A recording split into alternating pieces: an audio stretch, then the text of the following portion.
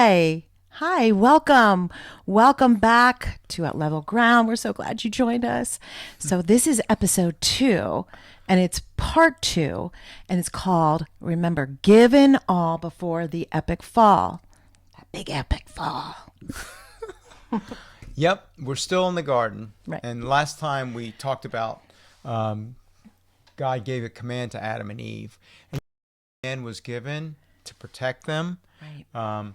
because he understood what the influence of evil would cause. Right. You know? It would permeate every aspect of their being. Body, soul, and spirit. Body, soul, and spirit. Yeah, and it would also lead to death. For sure. And then it would also cause this brokenness. You know. So anyway, he's always trying to protect them and just use that to guide them. And there's another thing he was trying to protect them was a critical and judgmental perspective. Right. Right. And that again will taint every aspect of one's life. For sure. So he didn't want them to live in this world constantly looking at it in a fearful way, but yet he wanted them to still be responsible. He actually wanted to free them from that kind of a way. Right. But they had a responsibility that he gave them. And their responsibility was to go ahead and be fruitful. Fruitful in love and wisdom and doing their job. It was to multiply. It was to fill this earth.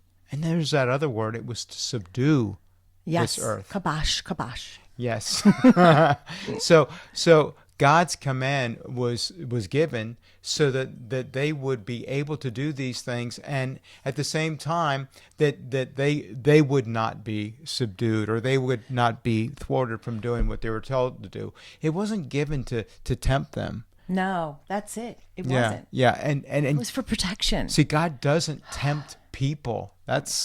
He can test people, but he does not tempt them. Right. And it wasn't a test in that garden. No. It was all about protection. Yeah. And realizing who they were. Yeah. Doing what he's called them to do. Right. He made them for that. They were built for that. So it was actually wisdom to live by. It wasn't, to take them down. Yeah.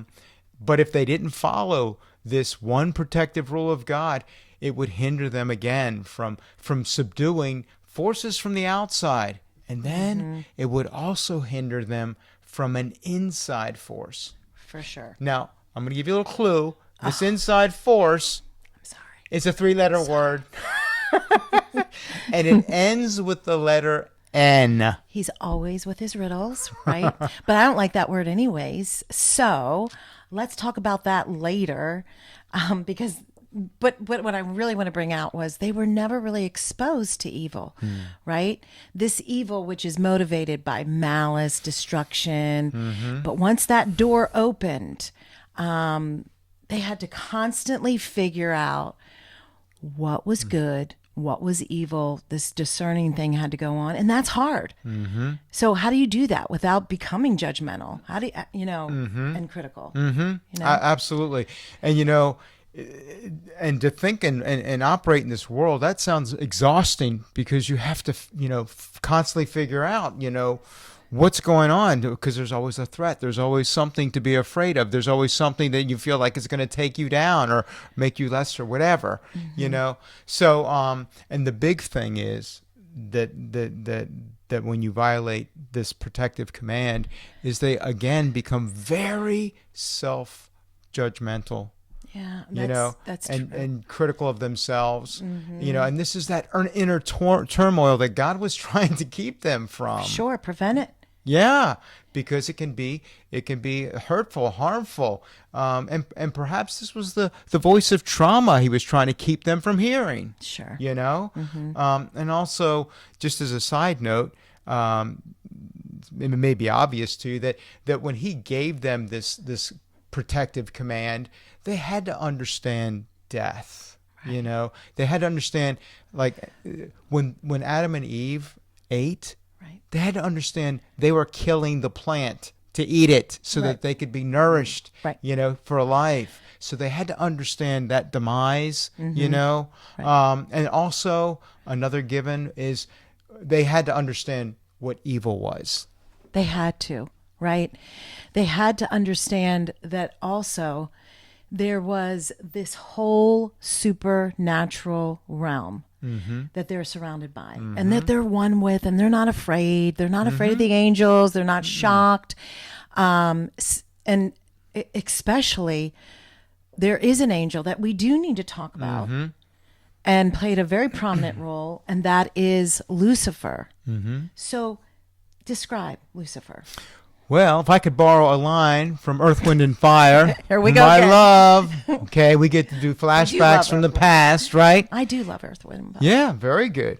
Shining star for you to see what your life can truly be. Whoop, whoop, whoop, whoop. There you go. So we're going to look a little bit more at this shining star called Lucifer. Right. One of the things is the scriptures, right? So let's go to the scriptures and see exactly a matter of fact. What is it? But I have to do my drum roll Go ahead, do your drum roll. because I don't want it to be boring whenever we do a scripture, and I want it because it is pretty powerful, right? Oh, yeah. With Ezekiel 28:12, it references him as having the seal of perfection, and he was full of wisdom, perfect in beauty. Oh, that's right. Yeah. Before we get into that, you're right, Walt. That was the main thing that he had. I mean, that all these beautiful angels, but this one comes and has that seal of perfection. How is that possible? Yeah. And he had everything. It was beautiful. Yeah. And it goes on to say in verse 13, it says, "You were in Eden, the garden of God." And my turn. And every precious stone was your covering. The ruby, the topaz, and the diamond. The diamond. The diamond. Love the diamonds. Girl's best friend. The beryl, the onyx, and the jasper. The lapis lazuli. A friend of mine. What the heck is a lapis lazuli? A friend of mine gave me one. Of course he did. You can get them on Amazon, though. It looks like quartz, like a jeans with on quartz. I don't know, but yeah, or granite. Looks It's like not something you want, okay. Well, other than like your friend who was so nice to give it to you. be nice. All right, here we go. Anyway, so it's the turquoise also, and the emerald. Okay. And I need to read my parts and the gold. The gold, we love the gold. The workmanship of your settings and sockets was inside him. It was in you. Kind of amazing. Yeah. So, I was wondering if you put all this description of him in the Bible in like AI, the art program or whatever, what it would come up with. But it did not come up with all this, cool looking gemstones and all this kind of stuff. Right. It looked more like a man with some wings, kind of, I don't know. It didn't, to my eyes, do a very good job. Well, I did the same thing. I was looking up, I wanted to change, this is Murdaugh, and we're going to get to him, Alex Murdaugh, but I wanted to have this really cool picture of Lucifer, just like it says in here, with all these beautiful shining stones and all this stuff. And they didn't do it at all like that. In fact, they made him look really evil. So it makes me think they mix Lucifer and Satan. They think they're the same, right? Even the series Lucifer. So if you're Lucifer, that's really a nice name. It's beautiful. But they're mixing them and they're making Lucifer evil. And he wasn't. At that time, you're right. He wasn't. Lucifer was not evil. At that time, you're right. Until. Very good point. Yeah, also, when you think about it, what makes those gemstones pop? What makes them sparkle? What makes them so brilliant? It's the light. I need to get my nails done. Oh, brother.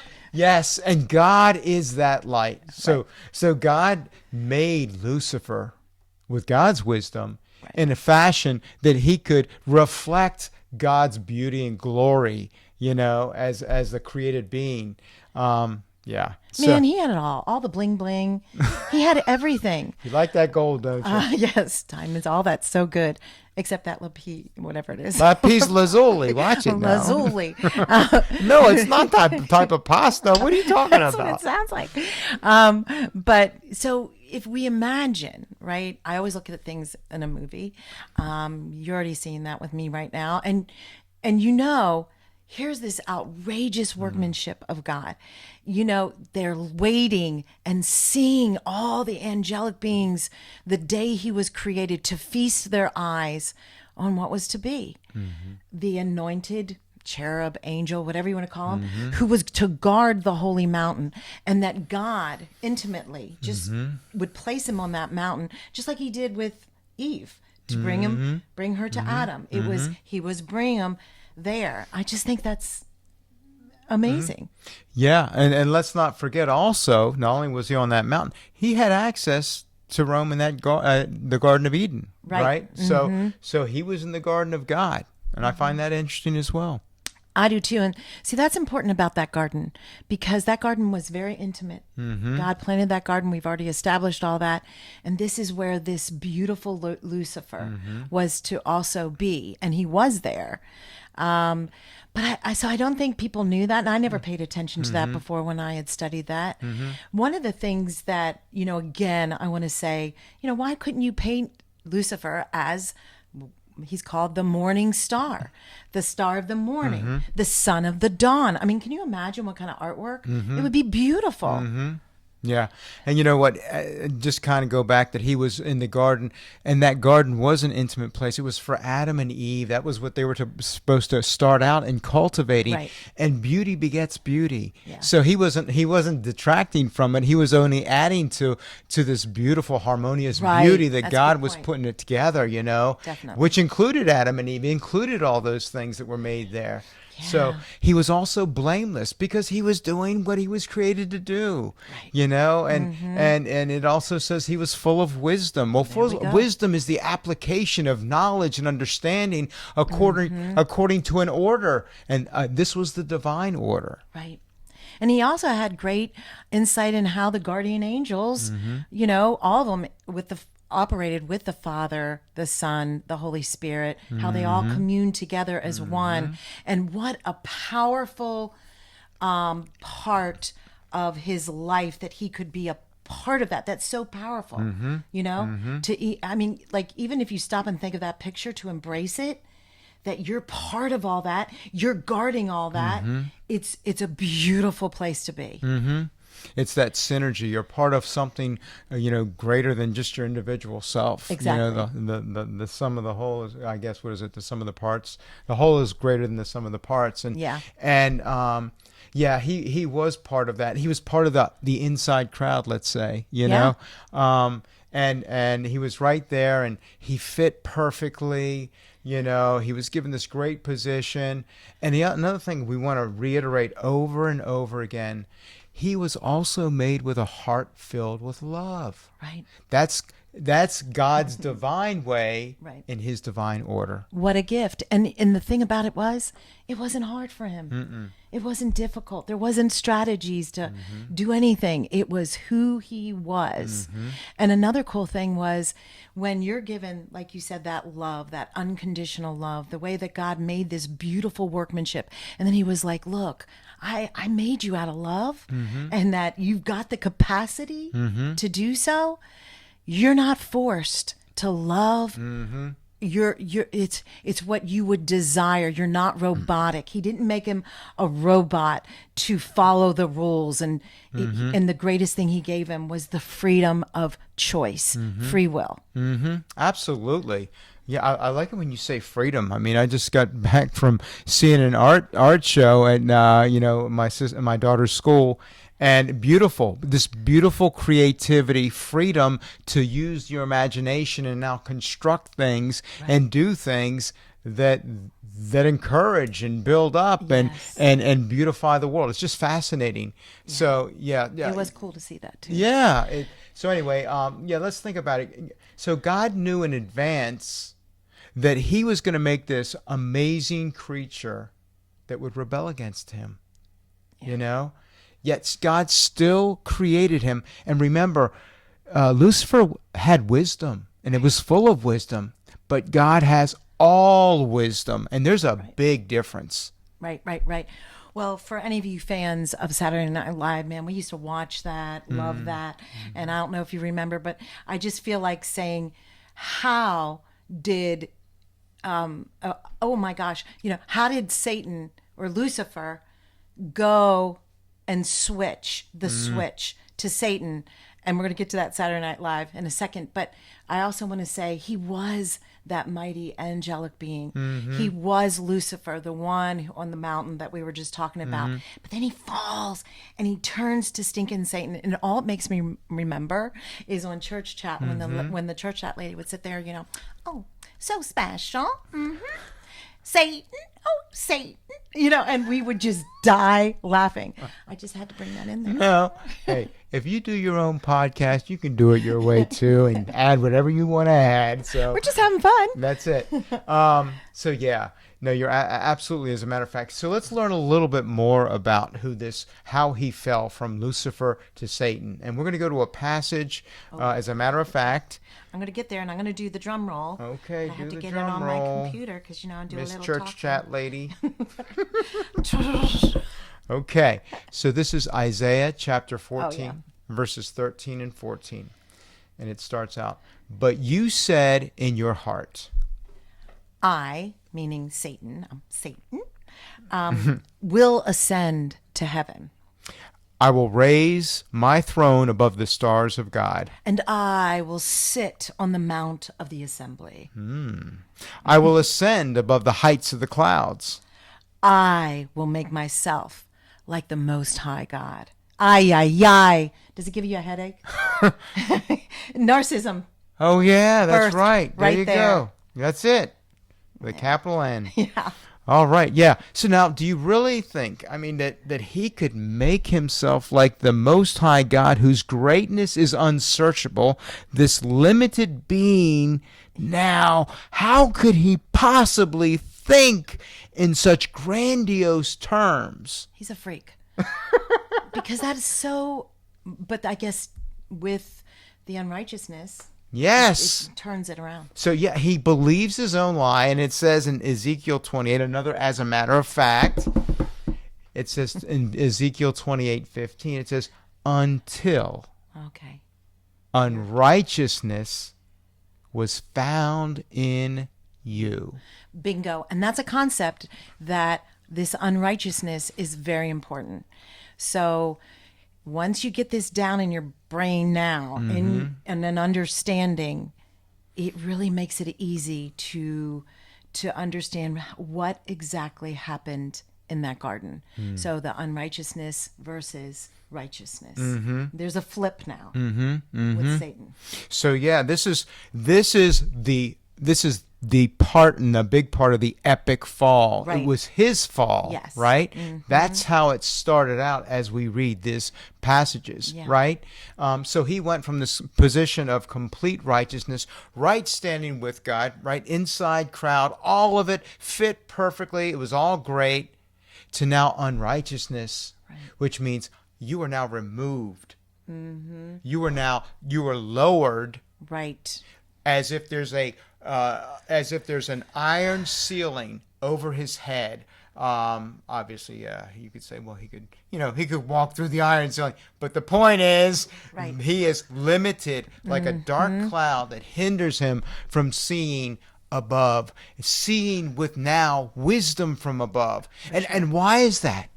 Well, because this unrighteousness is a key part to his now heart being without the love it takes to see with wisdom from above. Yeah. That is a key component. He doesn't have that anymore. And Yeah. No, it is so important to understand this. Yeah. Right. And so also, there's another, as a matter of fact, aspect of his fall. And it's in Ezekiel 28:16. And it says, "Therefore, I have cast you as profane from the mountain of God." And your heart was lifted. And I think I'm seeing that right. Okay. Yes. And your heart was lifted up because of your beauty. You corrupted your wisdom by reason of your splendor. In other words, you corrupted. You corrupted it. And it's that wisdom, the good wisdom that God gave him. He now it corrupts that wisdom. Yeah. And because he focused on the gift that God gave him instead of focusing on God. Exactly. Exactly. You know? So the scripture also goes on to say, I cast you to the ground. And that Hebrew word for ground is eretz. And that's another name for the earth. It's almost like saying, I cast you, from this high and lifted up place, but Right. also now you are confined down to this earth, to that level. Right. You You're know, out of the garden. You're out of that holy mountain. you're out of everything that you were. And let's keep that in mind for later, because we're going to talk about that a little bit more. Right. So now he doesn't have that right standing with God. He has no love. That song, Love Don't Live Here Anymore. Oh my gosh. Just totally wrecked that. But That's okay. But I love that song. I know. So now you have this wisdom, right? That it's spiritual. It's spiritual and it's evil that he's operating in. It's a different perspective. It's lower and it's limited. And that's like, wow, what a switch. Right? Yeah. And I like it that you said that it's limited, because it does have limits.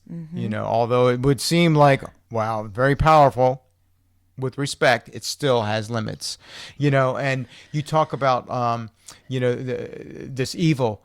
Now, we don't know all exactly when the origins of evil. We know that there's great debates out there through philosophers and theologians and all this kind of stuff. But something changed, and it wasn't good. Right. That affected character and behavior. And your mind. And your mind. Thank you. Yes. So and the right type of wisdom that we're talking about, it necessitates this heart filled with true love. He doesn't have that anymore. He is now tainted by this evil. Yes. Yes. So he actually has been infected. Exactly. And and he's got this heart now that was so amazing before. Blameless, all that good stuff, perfect, to now that is filled with envy and jealousy and self-ambition, so egocentric, arrogance, all of that. And here's the thing. He polices what is true and then he lies about it. Deception, like in the highest form, right? Yeah. And that's why they call him the father of lies. He was so perfect, remember? Perfect. He belonged. They were one. And now he's fallen, and he's fallen by, again, his own accord. Remember we read That's that? a good point. His own choice. He did it. And then you have to realize forever, no hope. He is an alien, and they're totally different species. But the thing about it is that we all know his future is no hope, doomed. Yeah, that's very, very important. And angels are made differently than men. A whole different. And then even in the sense of the hope factor, they can never change. Right. He is stuck, and those 1/3 of the angels are stuck in that unrighteous, not right standing with God position forever and ever. But the beautiful thing is there is always hope for man on this side of heaven. Because we're different. Hello. Okay.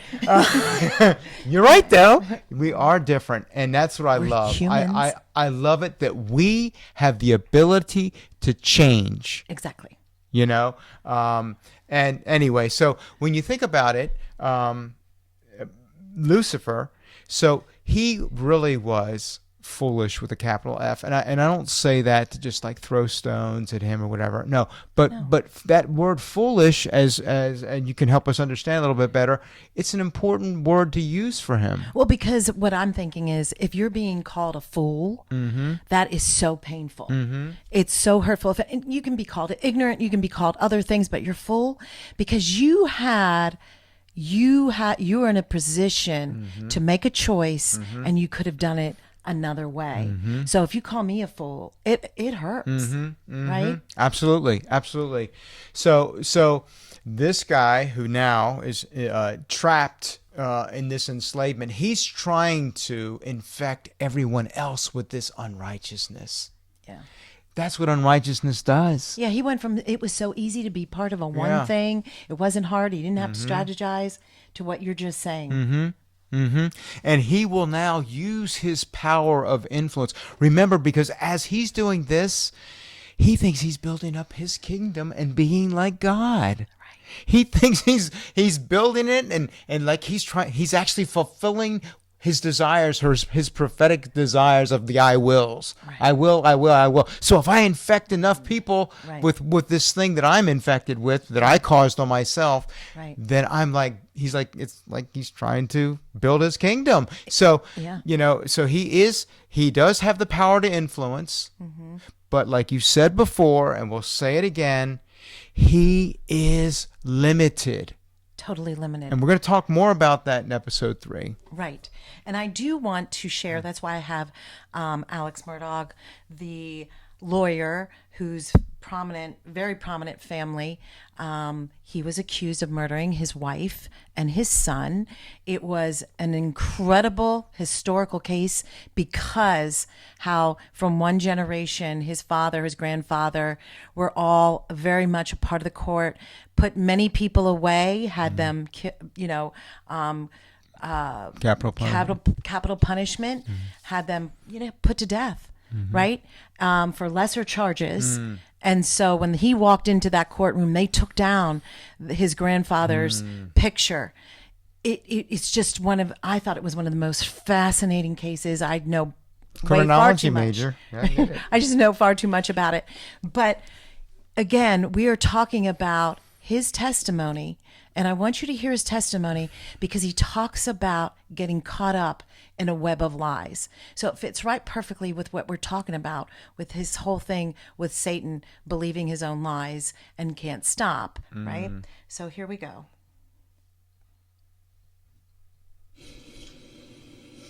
Did you continue lying after that night? Did you not? But once I lied, I continued to lie. Yes, sir. Why?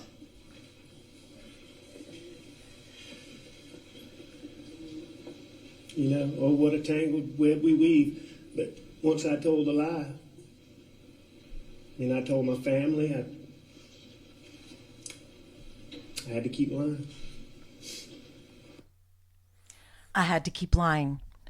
And look at that family now. It's destroyed. 2 dead. And you have a son he's so broken.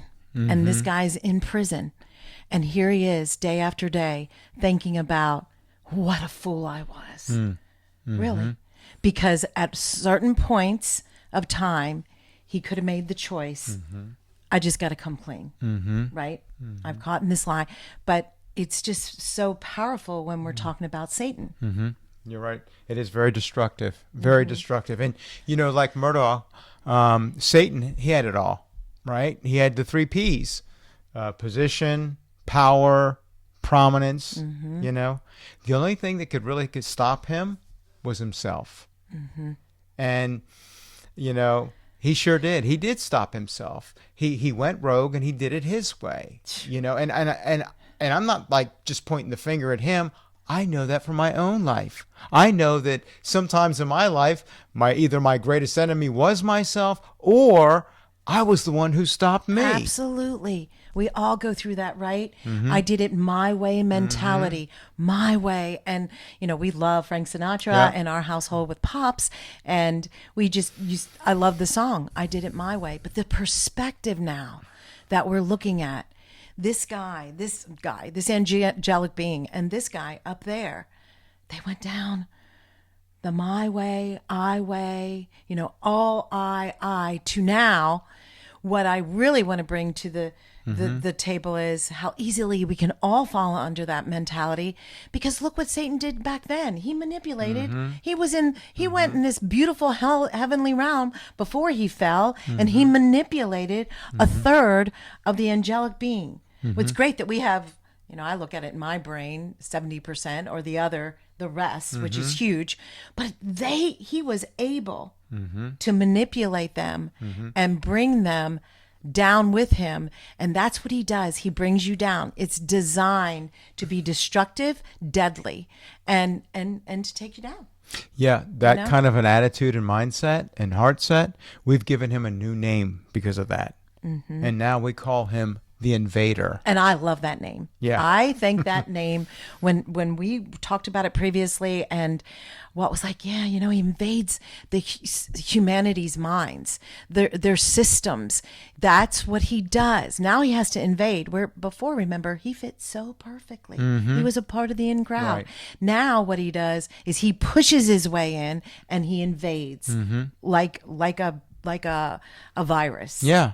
And we're just driving the point home because we've said it before. He is now a prisoner of unrighteousness. He can't help to do this because he is a prisoner of unrighteousness, not right standing with God. Right. Not only is he a prisoner, but he's a guard of unrighteousness. Look at that. He went from being the guardian top angel to now the guard of unrighteousness, not right standing with God. And now he's just keeps on trying to make himself feel like a little God. Yeah, that's crazy because he was a created being, Right. So a created being cannot be God, and basically God has no beginning or end. That's true. So that's not going to ever change. Right, because he's an angel, right? Yeah. And he's not a human. Well, usually you say it's time to stop, but today I'm going to tell him we are so thankful that you're joining us, because we do have to end. Yeah. But we really do appreciate you just coming in and joining us. We have so much to say, and we want it to be exciting and change perspectives. And we can't end without saying, and if you feel like you're in a web, because we've talked about the web, or if you realize, you know what, I am in a freaking web. What do I do? Well, let's just say right now, God is for you, right? Yeah. Yeah, he's for you, and he looks at you maybe a little bit differently than you look at yourself. And he looks at you with that mind filled with wisdom from above. And he also has a heart filled with love for you. Yeah. So he's the one that can set you free from that web. Right. Because he understands it, and he understands you. He gets you. He gets your situation, and he's got you. For sure. That's beautiful. So we do hope you join us for episode 3, because it's the question. The invader wins. Satan wins. And we really, of course, the main part 1 is going to be called Subdued or Be Subdued. That is the question. Is he going to be subdued? Yeah. I mean, really, when the first time we got this snake, I thought it really was a real snake. But anyways, as usual, cheers to grace. And here's the place where the new never gets old. Thank you here at Level Ground. Bye. Bye.